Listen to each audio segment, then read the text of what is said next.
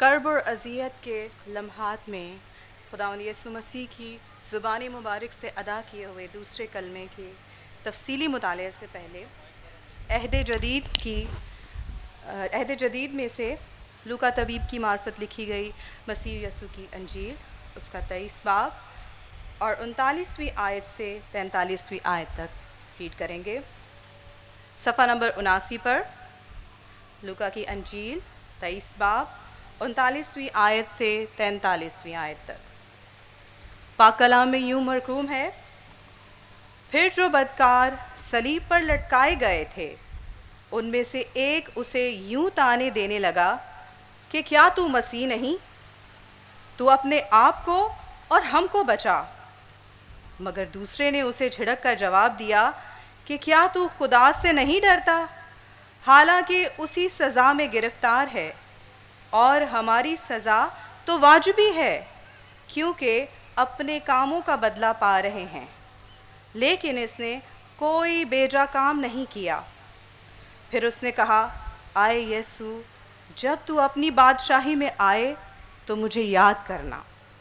اس نے اس سے کہا، میں تجھ سے سچ کہتا ہوں کہ آج ہی تو میرے ساتھ فردوس میں ہوگا۔ کلام پاک کی تلاوت ہم سب کے لیے برکت اور فضل کا سبب ہو۔ آمین۔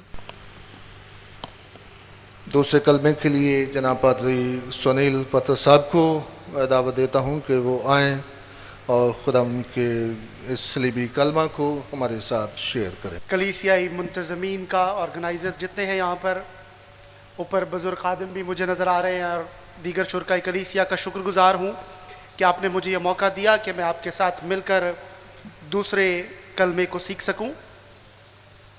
میں خدا ان کا شکر گزار ہوں اس اچھی کوائر کے لیے، آپ لوگ بہت اچھا گا رہے تھے، گاڈ بلیس یو آل۔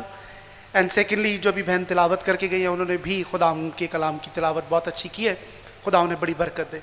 تو آئیے ہم خدا ان کے کلام کو سننے کے لیے ایک بار پھر اپنے سروں کو جھکائیں۔ میں گزارش کروں گا کہ چند لمحات کی خاموشی میں ہم میں سے ہر کوئی خدا سے اپنے لیے کلام مانگے۔ انسان جو قدرت کا نمائندہ اور مفسر کائنات ہے، ضرور آپ نے سنا ہوگا کہ لوگ کہتے ہیں کہ کراؤن آف دی کریشن جو ہے، یعنی خدا نے جو کچھ تخلیق کیا، خلق کیا، اس میں خدا کی بہترین تخلیق انسان ہے۔ کچھ لوگ انسان کو اشرف المخلوق، اشرف المخلوقات بھی کہتے ہیں۔ لیکن آئیے جلدی کے ساتھ میں اور آپ غور کرنے کی کوشش کریں کہ وہ کیا وجہ ہے، کیا خوبی ہے کہ انسان کو اس پوری کائنات میں یہ مقام فضیلت حاصل ہے، یہ پریولیج حاصل ہے، یہ بلند مرتبہ حاصل ہے جو کسی اور کو حاصل نہیں۔ اس کی کوئی اور دوسری وجہ نہیں بلکہ صرف ایک وجہ ہے کہ میں اور آپ خدا کی صورت اور شبیہ پر پیدا ہوئے۔ لیکن وہ انسان جو خدا کی صورت اور شبیہ پر پیدا ہوا، اس کی زندگی میں کئی دفعہ ایسا وقت آ جاتا ہے کہ گویا ہاتھ میں دم نہیں رہتا، صرف آنکھوں میں جنبش رہ جاتی۔ وہ انسان جو شاید کبھی دھرتی کے سینے پر اس طرح چلتا ہے کہ بظاہر وہ سیاہ سفید کا مالک لگتا ہے، لیکن پھر اسی کی زندگی میں ایک ایسا مقام آ جاتا ہے کہ وہ بظاہر کمزور لاغر ہو جاتا ہے۔ میں اس وقت کی بات کر رہا ہوں جب انسان اپنے بستر مرگ، ڈیتھ بیڈ پر ہوتا ہے، تو پھر بڑے بڑے لوگ، چاہے وہ جابر سلطان ہو، چاہے کوئی شاہان ہو، کچھ بھی ہو، لیکن بستر مرگ پر بڑے بڑے لوگ کانپ جاتے ہیں۔ اس زمن میں ہم بہت سے نام اپنے سامنے رکھ سکتے ہیں۔ میں جب ریسرچ کر رہا تھا، پڑھنے کی کوشش کر رہا تھا، تو میں نے کافی لوگوں کے جو آخری الفاظ انہوں نے مرتے وقت ادا کیے ان کو پڑھنے کی کوشش کی، لیکن اگر آپ انہیں پڑھیں تو بظاہر کوئی بڑی حوصلہ افزا بات نہیں نظر آتی۔ لیکن دوسری جانب جب میں اور آپ اپنے خداوند کو مقام صلیب پر دیکھتے ہیں، جسے ہم یوں کہہ سکتے ہیں کہ زمین اور آسمان کے درمیان جس چیز کو مرکزیت حاصل ہے وہ صلیب ہے. اور ابھی فاضل وائز پادری صاحب نے بڑی خوبصورتی سے بتایا, مسیح یسوع نے پہلا کلمہ جو ادا کیا اس نے کہا کہ اے باپ انہیں معاف کر.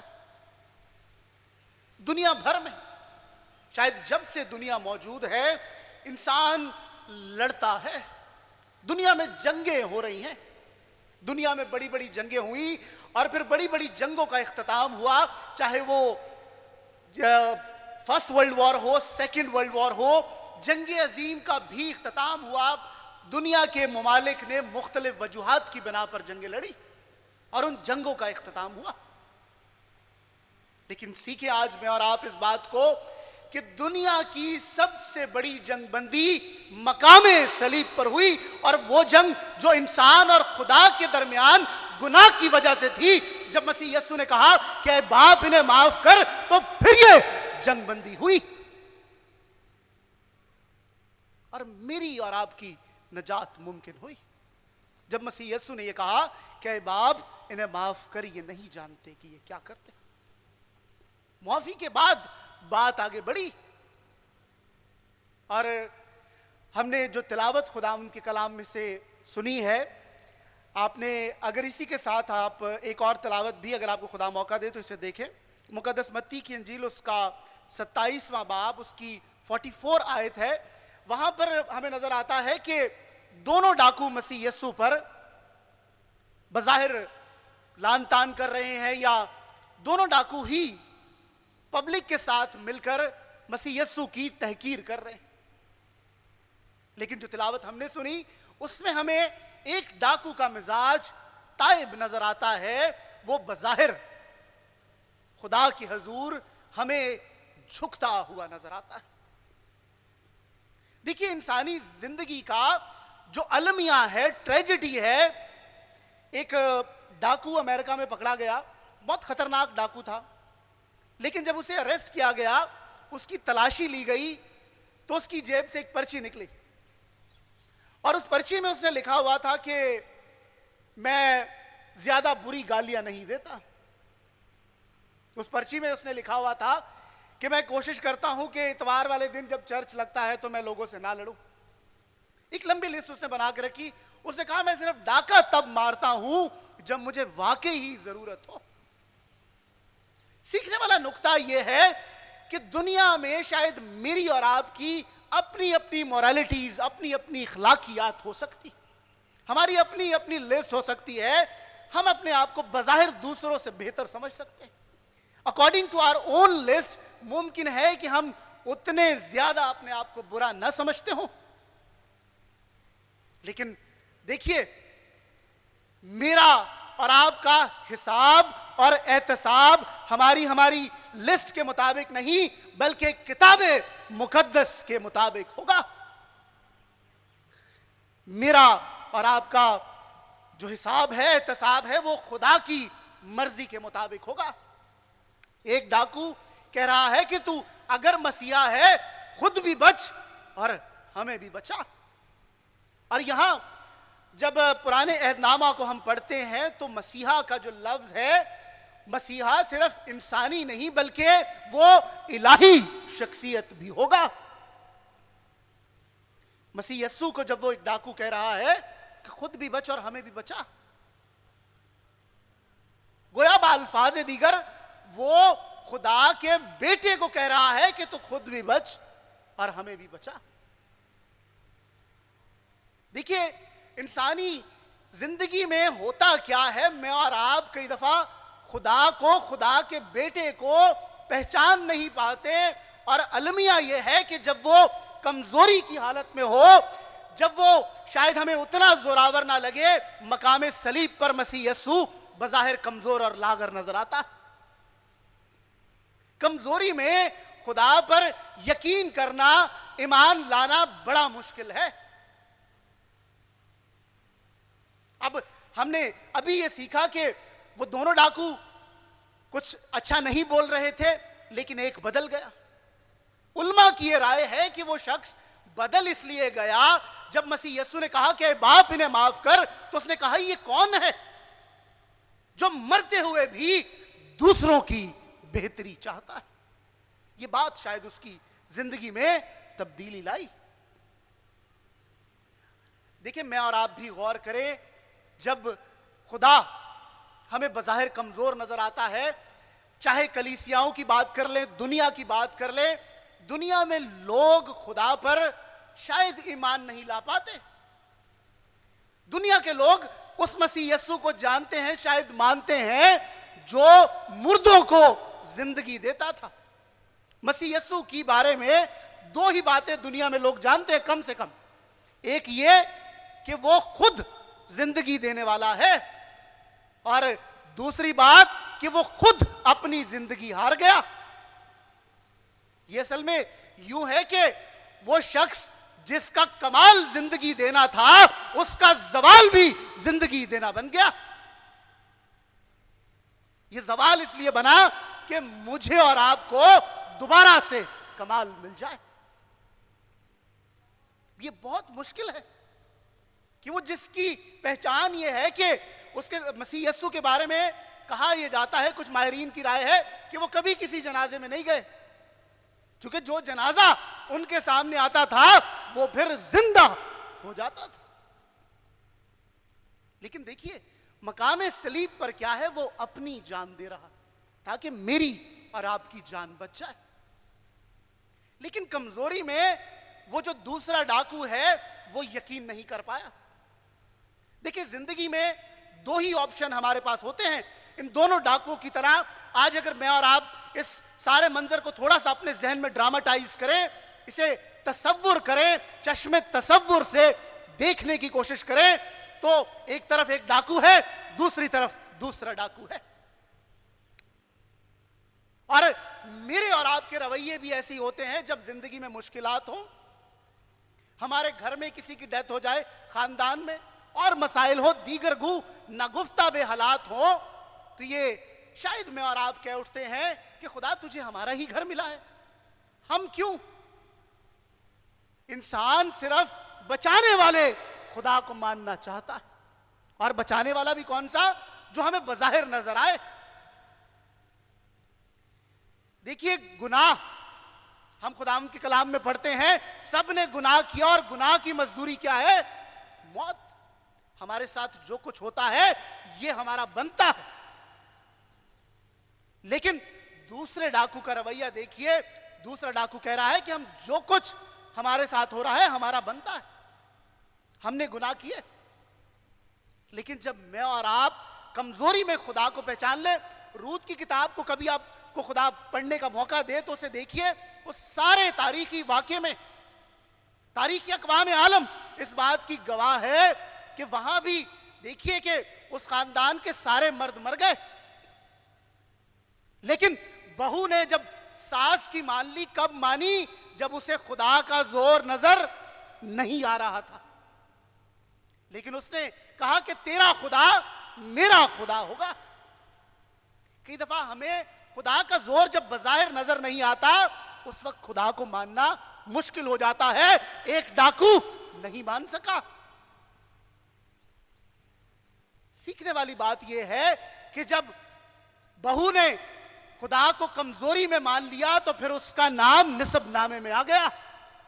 یہاں جو دوسرا ڈاکو ہے اس نے کمزوری میں صلیب پر مسیحا کو پہچان لیا تو وہ فردوس کا وارث بن گیا۔ آج چیلنج یہ ہے کہ میں اور آپ بھی کمزوری میں شاید خدا کو پہچان نہیں پاتے۔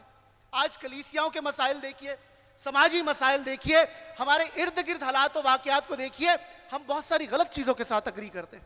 کیوں؟ المیہ یہ ہے کہ ہمیں خدا کا زور نظر نہیں آ رہا۔ اگر خدا ہمیں جلالی صورت میں زور میں نظر آئے تو پھر تو بات فرق ہونا۔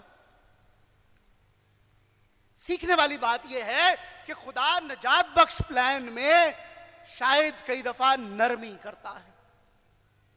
مجھے اور آپ کو نجات دینے کے لیے اس نے اپنے بیٹے کو صلیب پر جان دینے کے لیے بھیج دیا تاکہ میں اور آپ بچ جائیں۔ لیکن सीखना यह है कि कमजोरी में भी खुदा को पहचानना। आज कमजोरी से मुराद यह है कि चर्चेज में शायद हम कई दफा बहुत सारी इस तरह की चीजें कर रहे होते हैं, और सोसाइटी में भी चूंकि हमें लगता है कि खुदा के तो अपने मसले चल रहे हैं। यहां देखिए सलीब पर एक डाकू जो मसीहा को पहचान नहीं सका, उसने कहा ये तो खुद अपने लायक या अपने काबिल नहीं, हमें क्या बचाएगा, या अगर है तो फिर हमें बचाए, हम इसके साथ हैं। पुराने अहदनामा में सदरक, मीसद और अब्दुल नजू को जब आग की भट्टी में डाला गया तो वहां लिखा है कि हमारा खुदा हमें बचाएगा। लेकिन जो बात आज मैं और आप भूल रहे हैं, वहां यह भी लिखा है अगर नहीं तो ए बादशाह तू जान ले कि हम मूरत को सजदा नहीं करेंगे।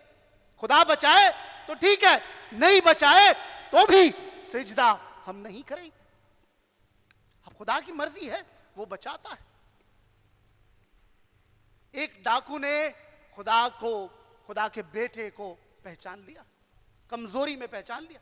चैलेंज यह है कि मैं और आप जब खुदा शायद हमारी जिंदगी में उस तरह जोरावर तरीके से काम ना कर रहा हो, हम उसे पहचानते हैं या नहीं। यहां देखिए आज हमारे इर्द गिर्द कई दफा लोग गलतुल आम ख्यालात को शोहरत आम बल्कि बकाए दवाम बख्शते हुए सिर्फ ब्लेसिंग्स की बात करते हैं। आज इंसान शायद बहुत तरक्की कर चुका है, इंसानी जज्बा है तहकीक व तफसीर व तशकीक व तस्खीर के नतीजा में इंसान बहुत आगे निकल गया। लेकिन जिस बात को वो भूल रहा है कि वो मसीहा जो बज़ाहिर कमजोर है, जिसका जवाल हमें सलीब पर नजर आता है, उसी का जवाल मेरा और आपका कमाल है। देखिए ये जो लोग कई दफा नामे खुदा लेते हैं, यहां एक डाकू कह रहा है अगर तू मसीहा है। बहुत दफा नामे खुदा में कामे खुदा नहीं होता। कह रहा तू बच, हमें बचा। और फिर देखिए सलीब पर मसीह यस्सु ने जब कहा कि तू मेरे साथ फिरदौस में होगा, मुकद्दस पौलुस रसूल कहते हैं कि मरना मेरे लिए नफा है। कैसे वो फिरदौस में चला गया? मसीह यस्सु की मौत की वजह से अब मौत एक ऐसा दरवाजा बन गई है जो ईमानदारों को खुदा से मिलाती। मसीह यस्सु की मौत में मौत की अपनी मौत हो गई। मसीह यस्सु की मौत ने मौत को मौत की नींद सुला दिया। In the death of Jesus Christ death of death हो गई। लेकिन शायद मोतरजीन आज कह सकते हैं कि मौत तो आज भी हमारे इर्द गिर्द मौजूद है। एक मिसाल के साथ जल्दी के साथ हम सीखने की कोशिश करेंगे। वक्त को मलहूज़े खातिर रखते हुए एक बाप और बेटी दोनों हाईवे पर जा रहे थे। बेटी को एक बीमारी थी, एक डिजीज थी। अगर शहद की मक्खी उस बच्ची को काट ले तो उस बच्ची की मौत हो जाएगी। दोनों जा रहे थे। बेटी ने देखा कि गाड़ी के अंदर शहद की मक्खी आ गई। बेटी बड़ी परेशान हुई। उसने कहा डैडी देखिए ये शहद की मक्खी मुझे काट लेगी तो मेरी मौत हो जाएगी। अब जो लोग ड्राइव करते हैं वो जानते हैं कि हाईवे पर एकदम स्पीड पर गाड़ी होती है, एकदम रोक नहीं सकते। उसका बाप गाड़ी चलाता रहा। उसने कहा बेटा मैं करता हूं कुछ। उसके बाप ने मक्खी को देखा, उस हनी बी को, और यूं पकड़ा, लेकिन मक्खी अपनी जान बचाकर उसके हाथ से निकल गई। बेटी ने फिर देखा, वो परेशान हुई। उसने कहा डैडी अगर ये हनी बी मुझे काट लेगी तो मेरी मौत हो जाएगी। उसके बाप ने अपनी बेटी को अपना हाथ दिखाया और उसने कहा कि बेटा ये देखो इसका डंग मेरे हाथ में आ गया है। अब ये मक्खी जितना भी गाड़ी में घूमे ये आपको नुकसान नहीं पहुंचा सकती। मुझे और आपको भी मकाम सलीब पर मसीह यस्सु के छिदे हुए हाथों को देखना है। मसीह यस्सु की मौत ने मौत का डंग निकाल दिया है। अब मौत बज़ाहिर हमारे दरमियान मौजूद है, लेकिन वो ऐसा दरवाजा बन गई जो ईमानदारों को खुदा से मिलाती। मसीह यस्सु ने कहा कि तू आज ही मेरे साथ फिरदौस में होगा। फिरदौस, अब वक्त इजाजत नहीं देता कि ज्यादा डिटेल में हम जाएं, लेकिन फिरदौस का जो लफ्ज इस्तेमाल हुआ है इस पर मुख्तलिफ लोगों की मुख्तलिफ आरा मौजूद है। लेकिन ये असल में फारसी जो जुबान है, पर्शियन लैंग्वेज और अरबी में भी इस लफ्ज को इस्तेमाल किया जाता है। लैटिन में और फिर ग्रीक में भी इस वर्ड को पैराडाइस और पैराडाइसोस ग्रीक में इस्तेमाल हुआ। लेकिन सीखने वाली बात यह है कि जब पुराने अहदनामे का मसीह यस्सु के जमाने से पहले तर्जमा हुआ, जिसे हम सेप्टोजेंट कहते हैं, LXX कहते हैं, या हफ्तादी तर्जुमा कहा जाता है, या 70 बुजुर्गों का तर्जुमा कहा जाता है, वहां बाग अदन के लिए जो यूनानी जुबान में लफ्ज इस्तेमाल हुआ है, बाग अदन के लिए, वो यही लफ्ज पैराडाइसोस इस्तेमाल हुआ। यानी वो लफ्ज इस्तेमाल हुआ है। जब यस्सु यहां कह रहे हैं कि तू मेरे साथ फिरदौस में होगा, तो इसका इलाहियाती मतलब यह है कि तू उसी कंपनी में होगा जिसमें कभी आदम हुआ करता था। तू उन्हीं मकामों में होगा जिससे आदम दूर निकल आया। सिर जिसने आदम को खुदा से दूर कर दिया। और मसीह यस्सु के जमाने में ये जो लफ्ज फिरदौस है, पैराडाइज है, इसे बाबली तनाजुर में भी देखा जाता है। जो बाबली बादशाह हुआ करते थे या फारसी जो बादशाह थे, वो कई दफा अगर किसी शख्स को हाईएस्ट प्राइज जब देना चाहते थे, बड़ा मर्तबा देते थे, तो वो उस गार्डन में लेकर जाते थे जिसमें बादशाह अकेला सफर करता था। मसीह यस्सु ने कहा कि तू आज ही मेरे साथ फिरदौस में होगा। तो वो हाईएस्ट प्रिविलेज जो इंसान को हासिल था बाग अदन में, खुदा ने दोबारा इंसानों को अता कर दिया। जल्दी के साथ अगर हम आगे बढ़े, आज सवाल यह है कि ये डाकू हम में कहां है, हम कहां है, या ये डाकू आज कहां? देखिए, ये डाकू मंजर भी है, नाजिर भी, ये गायब भी, ये हाजिर भी डाकू है सारी खल्क़ खुदा, जो तुम भी हो और मैं भी हूं। ये डाकू हम भी हैं। लेकिन शायद मुझे और आपको सिर्फ ये करना है कि कमजोरी में मसीह यस्सु को देखना। देखिए, आज कलीसिया का जो मसला है, मैं और आप शायद बहुत नाम ले रहे हैं, बहुत इबादतें, बहुत कुछ कर रहे हैं, लेकिन अगर हम मसीह यस्सु के साथ फिरदौस की कंपनी एंजॉय करना चाहते हैं, अगर हम उन मकामात में जाना चाहते हैं, तो हमें उसके साथ चलना होगा। एक शख्स ने एक दफा कुछ भीड़ जमा की और उसने कहा कि दरिया के किनारे पर उसने रस्सी बांधी। उसने कहा कि मैं रस्सी पर चल के दरिया को पार करूंगा। लोग जमा हो गए। वो शख्स रस्सी पर चला, चलते चलते पार उतर गया। लोगों ने तालियां बजा दी। वो शख्स फिर आया। उसने कहा कि अब मैं आंखों पर पट्टी बांधूंगा, दोबारा रस्सी पर चलूंगा और दरिया को पार करूंगा। चलते चलते उस शख्स ने फिर दरिया को पार कर लिया। लोगों ने तालियां बजाई, बड़ा शोर किया।